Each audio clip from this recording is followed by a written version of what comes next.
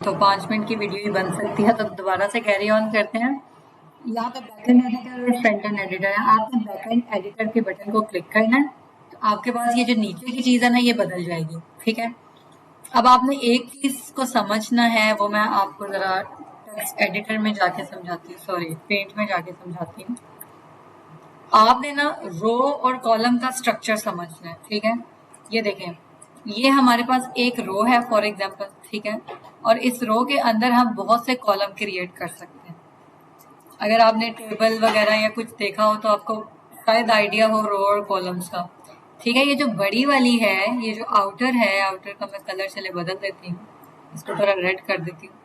Outer जो है ये हमारी एक रो है, और इसके अंदर एक रो के अंदर मैंने कितने कॉलम्स क्रिएट किए हैं? मैंने एक रो के अंदर 4 कॉलम्स क्रिएट किए हैं। ठीक है, अब मैं एक और रो क्रिएट करती हूँ। ठीक हो गया, और इसके अंदर मैं 2 कॉलम्स क्रिएट करती हूँ। ठीक है, आप देखेंगे कि एक कॉलम बड़ा है, एक कॉलम छोटा है और एक कॉलम बड़ा है, लेकिन रो एक ही है। अब अगर इस पेज पे बात करें तो मैं कहूंगी ये जो फर्स्ट रो है इसके अंदर 4 कॉलम है, और ये जो सेकंड रो है इसके अंदर 2 कॉलम है। ठीक है, ये मैं आपको क्यों बता रही हूँ, ये मैं आपको ये देखें यहाँ पे बताती हूँ। ये जो हमारी एग्जाम्पल है ना, इस पूरे को हम कहेंगे कि ये एक रो है। ठीक है, और इस रो के अंदर इक्वल 2 कॉलम बने, एक कॉलम ये है और एक कॉलम ये है। एक कॉलम में थोड़ी इंफॉर्मेशन ऐड हुई हुई है और दूसरे कॉलम में एक कॉन्टेक्ट फॉर्म आया हुआ है। तो ये एक रो के अंदर 2 कॉलम्स डले हुए हैं। अब ये हम कैसे डालेंगे? वापस आते हैं बैकएंड पे। यहाँ पर हमारे पास लिखा हुआ है ऐड एलिमेंट। अब ये जो प्लगइन मैंने यूज किया हुआ है, उस प्लगइन की वजह से यहाँ पर ना ये वाला एडिटर आ रहा है। ठीक है, इसके अंदर जितने एलिमेंट्स है ना, हमने ऑलमोस्ट सबको ट्राई करना है और यूज करना है कि हम उसको कैसे यूटिलाइज कर सकते हैं। मैंने ऐड एलिमेंट को क्लिक किया, मेरे पास कुछ एलिमेंट्स आ गए।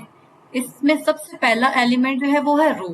मैंने रो को क्लिक किया, ये मेरे पास एक ग्रे कलर की रो आ गई जिसमें लिखा हुआ है कि यहाँ से जो है रो डिलीट हो जाएगी। इसके ऊपर मैं माउस को लेकर आऊं तो लिखा हुआ है क्लोन हो जाएगी, यानी कि यही रो नीचे कॉपी हो जाएगी। थोड़ा सा आगे आती हूँ तो उसने लिखा हुआ है एडिट दिस रो। तो इस रो में कुछ फंक्शन होंगे जो यहाँ से मैं एडिट कर सकती हूँ। इधर से ये थोड़ी क्लोज हो जाती है और ओपन हो जाती है। इस साइड पे आती हूँ तो ये एक क्या कहते हैं, नेविगेशन के लिए कि आप रो को ऊपर नीचे कर सकते हैं। और इसके ऊपर लाती हूँ तो वो, इसका मतलब है कि ये वन सिंपल रो है। अगर मैं इसके ऊपर लाऊंगी तो ये रो को 2 कॉलम्स के अंदर स्प्लिट कर देगा, यानी कि इसमें मैं अलग कंटेंट डाल सकती हूँ, इसमें मैं अलग कंटेंट डाल सकती हूँ। और मैं अगर एक कॉलम बड़ा चाहती हूँ, एक छोटा चाहती हूँ, तो वो भी हो जाएगा यहाँ पर। तो इसी तरह यहाँ पे डिफरेंट किस्म के ऑप्शन हैं जो कि आप यूज कर सकते हैं। अभी मैं यहाँ पर इसको 2 कॉलम्स में सेपरेट कर लिया, एक कॉलम मेरा ये है, एक कॉलम मेरा ये, क्योंकि मेरी एग्जाम्पल के अंदर 2 कॉलम्स बने हुए। ठीक हो गया, अब मैंने कॉलम्स क्रिएट कर लिए। अब मैं यहाँ आके देखती हूँ, सबसे पहले यहाँ पे हेडिंग डली हुई है। ठीक है, get in touch with any question you may have. इस हेडिंग को मैंने कॉपी किया। अब इस कॉलम के अंदर एक बड़ा सा प्लस लगा हुआ है, मैंने इस प्लस को क्लिक किया और अब मुझे एक हेडिंग का एलिमेंट चाहिए। ये देख रहे हैं ऊपर सर्च बार लगा हुआ है, इस सर्च बार में जाके मैं लिखती हूँ हेडिंग। ठीक है, उसने मुझे split line heading the, text with inline media, centred heading, ये सारे ऑप्शंस उसने सर्च करके दिए हैं। लेकिन मैंने हमेशा हेडिंग यूज करने के लिए कस्टम हेडिंग का ऑप्शन यूज करना है। जब भी मैंने पेज में हेडिंग डालनी है तो मैंने क्या ऑप्शन यूज करना है? कस्टम हेडिंग का। ये चीजें आपको जैसे जैसे प्रैक्टिस करेंगे ना तो वैसे याद होंगी, एकदम नहीं आपको याद हो जाएंगी। इसको मैंने क्लिक किया, ये देख रहे हैं आप, इधर ये कस्टम हेडिंग आ गया और ये इसका एडिटर है। यहाँ पे लिखा हुआ है जी टेक्स्ट सोर्स, वो मैंने कस्टम टेक्स्ट ही रहने देना है। आगे आया हुआ है टेक्स्ट, टेक्स्ट के अंदर मैं लिखूंगी जो मैंने वहां से कॉपी किया था। ठीक है, वो कह रहा है आपने इस हेडिंग के ऊपर कोई लिंक लगाना है। नहीं, मैंने कोई लिंक नहीं लगाना। वो कह रहा है इस हेडिंग का टैग क्या होना चाहिए। आपको HTML में मैंने पढ़ाया था ना कि हेडिंग के 6 टैग होते हैं, H1, H2, H3 and so on. मैं यहाँ पे कह देती हूँ कि H2 मैंने अपनी हेडिंग का टैग लगाना है।